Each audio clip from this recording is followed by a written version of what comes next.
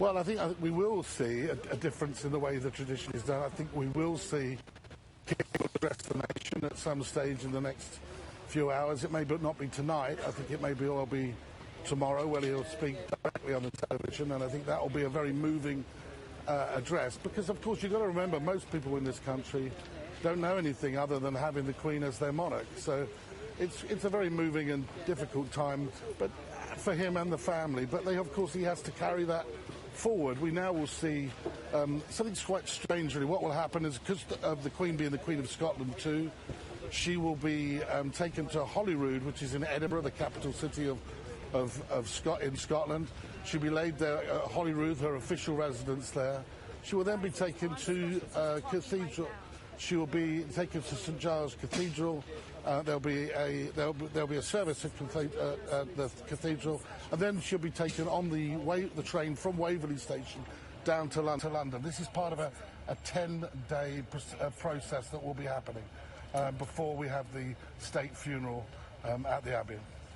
And yes, we're going to see this for some week and a half, a number of events, but also just a longer period of mourning before, I guess, yes, Charles is officially king at this moment, but he still has to go through a process, coronation. But that comes down the road when this process of this time of mourning out of respect will continue. And folks there on the right of your screen, we want to remind you what you are looking at there. Buckingham Palace, as the crowds continue to gather. After official notice was put up, we got official word after some concern, really, when we all woke up here, at least in the United States this morning, about the Queen's health. And yes, we have gotten word that she has passed away at the age of 96, passed away this afternoon, we're told, at Balmoral. Her home, her ancestral home. I want to bring in now Andrew Morton, the royal biographer. Andrew, we appreciate you taking some time with us here now, and to give me your reflections now on what we're seeing and the losing of this icon. Yes, I think we're seeing a shifting in the tectonic plates of our society. I think there'll be questioning about the role of the monarchy, the role of Prince Charles. I think that this is going to be a seismic shift in British society. As what your previous contributor mentioned, everybody knows something about the Queen. Very few people know much about George VI, the Queen's mother, because they weren't around. The Queen has been a pivot point of certainty in an uncertain world. And Andrew, talk a little bit about Prince Charles and now King Charles. We keep, I think I'm the second person to do that now. It's something we're going to have to get used to. But talk a little bit about what he's done, and he's had a lot of time to prepare for this role, where he is headed in terms of where he's going to take this monarchy. Well, he's talked about a slimmed-down monarchy. He's talked about a reformed monarchy. And he is very keen to put those ideas into play. And I remember way back in the 90s, he was rather hoping that the Queen might abdicate and give him a chance. But that's obviously not been the case. He is someone who has been forceful and forthright in his views on architecture, on organic farming, on climate change. He raised those issues, some of those issues, with both President Trump and I think with Biden. So he has been a more political figure than the Queen, but he's also said that he's not going to pursue that kind of potentially divisive issues. Well, we're going to ask you to stand by, Andrew, as we take a look back now, or at Britain's now new monarchy, where we now have a king. It's been 70 years, and certainly no one has waited longer for that role than the Queen's oldest son, of course, King Charles now. He's lived his whole life under a microscope, his every move watched closely, and now he is finally making that move to the throne. And David Muir has the latest on the newest British monarch. The Prince of Wales is king after the longest royal apprenticeship in history. He'll be the best prepared monarch we've ever had, having served so long sort of tutelage under his mother. Even to him, she was Your Majesty in public. But watch her face on her 92nd birthday. Your Majesty, Mummy. In 1952, when Charles was just 3, his mother became queen. His destiny was laid out before him. It was a difficult childhood for Charles. As a young queen, his mother put duty and service above all else. One of the things he talks about is this memory of his mother coming to kiss him goodnight on the nursery floor, wearing the imperial state crown. His mother broke with tradition, as we saw dramatized on The Crown. Prince Charles was the first heir to the throne to be sent to school as opposed to being instructed by private tutors. He was sent away to the same school, I gather, that Prince Philip also attended, and he didn't have the easiest time of it at first. In his 30s, the prince told Barbara Walters he struggled with certain subjects. Well, I think it's not too bad for people to know that the Prince of Wales can also fail in school, and they give him a failing grade. Oh, yes. I failed my maths exam 3 times. I finally got it on the 4th attempt. Prince of Wales became his title in 1969. But at the time, many knew him as a Playboy prince. They tried to kind of create him as kind of a James Bond figure. He was referred to as Action Man, I think, in the 60s, as he flew planes or did helicopters or rode in jeeps or whatever he was doing.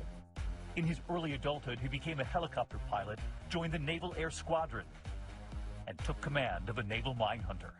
And there were a long line of lovely young ladies who appeared to be potential spouses for him who did not make the final cut. At 31, he proposed to his uncle's granddaughter, Amanda Knatchbull. She turned him down. He fell in love with Camilla Shand, but she married someone else while he was in the Navy. 30 seconds, I think. Finally, Lady Diana Spencer, the younger sister of a girl he had dated. All of a sudden, this teacher, who was so young and so fresh, had that beautiful smile and an ingratiating manner. Suddenly, we discovered that she was the apple of his eye, and before we knew it, they got engaged. I remember thinking what a very jolly and amusing and attractive 16-year-old she was. And, I mean, great fun, and bouncy and full of life and everything. And I don't know what you thought of me. Pretty amazing. And I suppose in love.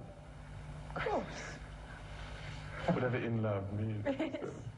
Everybody remembered that interview where they were asked if they were in love, and he said yes, whatever love is. And that tells you, I think, a little bit about maybe his upbringing, whatever love is from a grown man who's just gotten engaged. It's not the note you want to go out and pick your informal china pattern with. It's emerged that the Prince of Wales, the night before his wedding, really wasn't at all sure whether he was in love with Diana, and was actually almost convinced that he wasn't. On that day in July 1981, 750 million people all over the world tuned in. So long as you both shall live. I will. It looked as though Cinderella had gotten her prince. How are you enjoying married life? Highly recommend. I remember going to Australia with them. We were away for 6 weeks. And, I mean, that was the love tour. I mean, they were over each other like, you know, a rash. I mean, they used to look at each other like they wanted to rush off and rip the clothes off each other. They were that passionate. I mean, it was really, and very tactile, you know, touching. A year later, an heir, and then a second son. They're in very good form indeed. And bring us both an immense amount of happiness.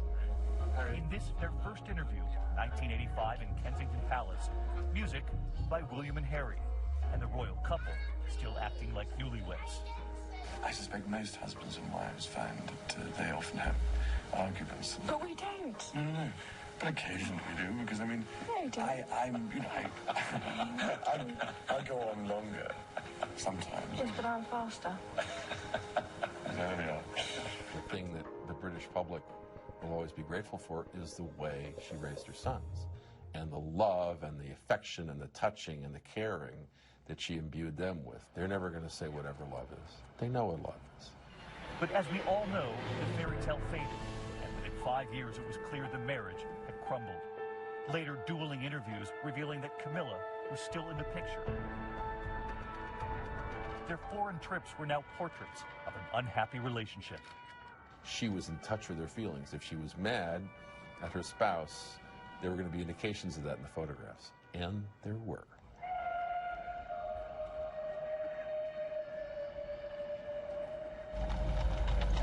The funeral procession is on the south side of the park.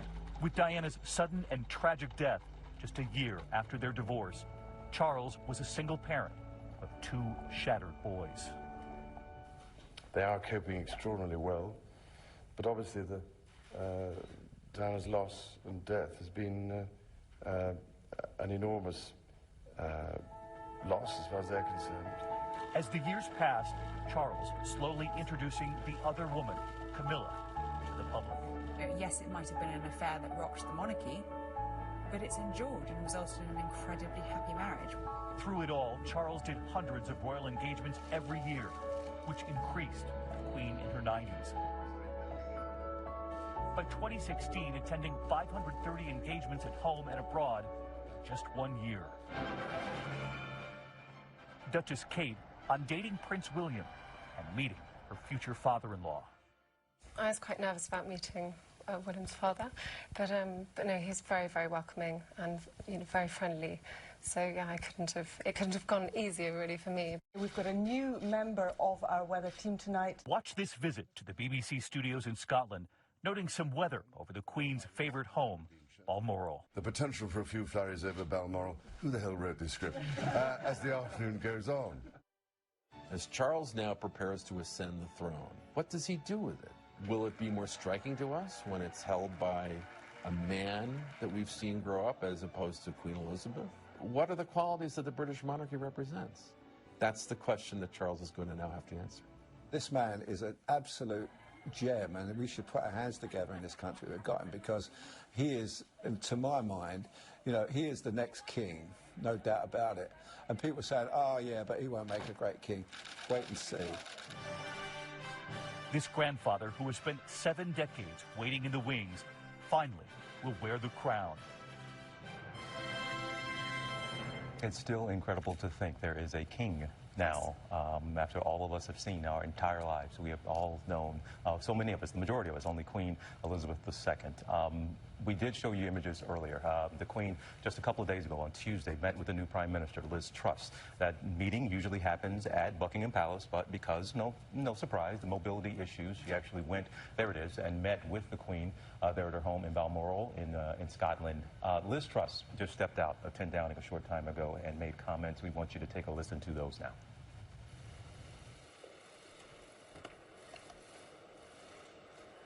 We are all devastated by the news that we have just heard from Balmoral. The death of Her Majesty the Queen is a huge shock to the nation and to the world. Queen Elizabeth II was the rock on which modern Britain was built. Our country has grown and flourished under her reign. Britain is the great country it is today because of her. She ascended the throne just after the Second World War. She championed the development of the Commonwealth from a small group of 7 countries to a family of 56 nations, spanning every continent of the world. We are now a modern, thriving, dynamic nation. Through thick and thin, Queen Elizabeth II provided us with the stability and the strength that we needed. She was the very spirit of Great Britain, and that spirit will endure. She has been our longest ever reigning monarch. It's an extraordinary achievement to have presided with such dignity and grace for 70 years.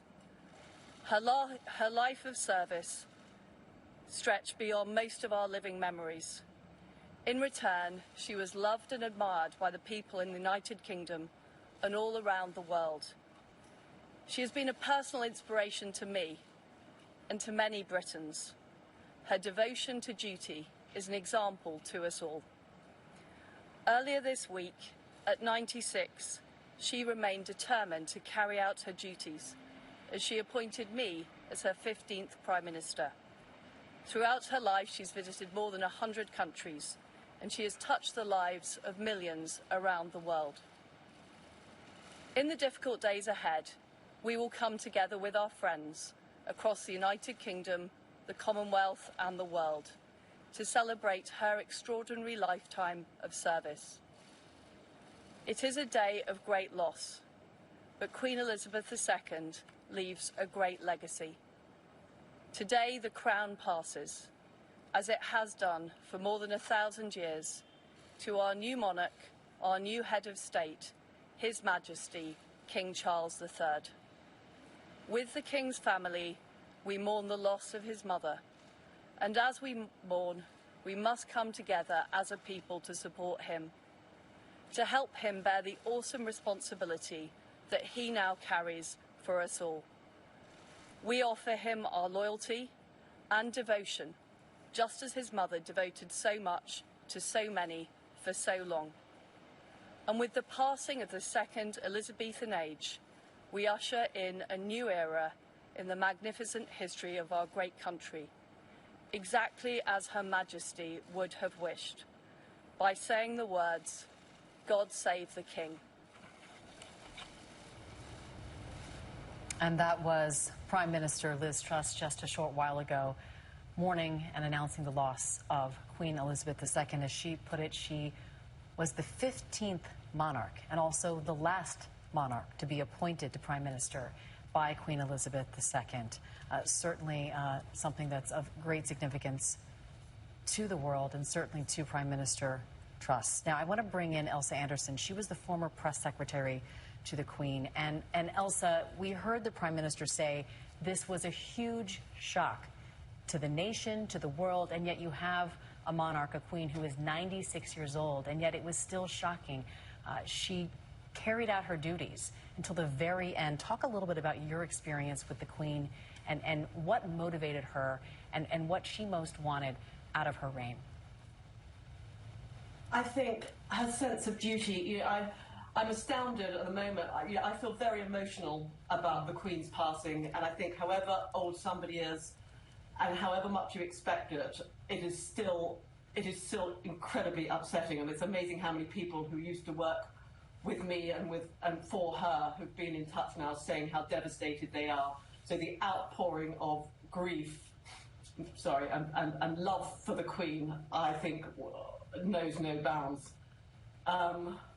We will not see another female sovereign, certainly in our lifetimes. We have King Charles now, we will have Prince William, we will have Prince George. So the embodiment of female power, that the Queen, I mean, she was an inspiration. She was a leading working mother, an inspiration for me as a working mother. I think the world will take time to come to terms with this. She was the nation's grandmother, she was the nation's great-grandmother, and I think it's going to take time to settle in, to actually to come to accept it. It certainly will for me. Elsa, it's incredible, if I could stay with you here, to listen to you. And like you said, she's 96. There's been so much talk about her health issues, but still it comes as this type of shock. Look, she certainly here in the United States, I think absolutely she is admired, but she is the mother, the grandmother, the great-grandmother to Britain. And I was listening to the Prime Minister a short time ago, Liz Truss, used this word, called her the rock upon which Great Britain was built, and also said she is the spirit of Britain. And that came back to my mind as I listened to you almost try to make it through your answer, if you will, because you all are impacted. The world is going to mourn. But for you, what does spirit of Britain, what does that mean? I think we've not known anything different. It's the continuity. It's when we've just gone through 2 years of a pandemic. We have economic downturn. We have a war with Russia and Ukraine. And she was our constant. She was our rock. She was the person we knew that would not let us down. And I do think that the world is just going to wake up to the fact that she's not there anymore. Not only was she our head of state, but she was a mother, a grandmother, a great-grandmother. She was the Supreme Governor of the Church of England. She was the head of the armed forces. There were so many other facets to the Queen. And it's going to take time for us to realise that what we've been used to has gone. Has gone.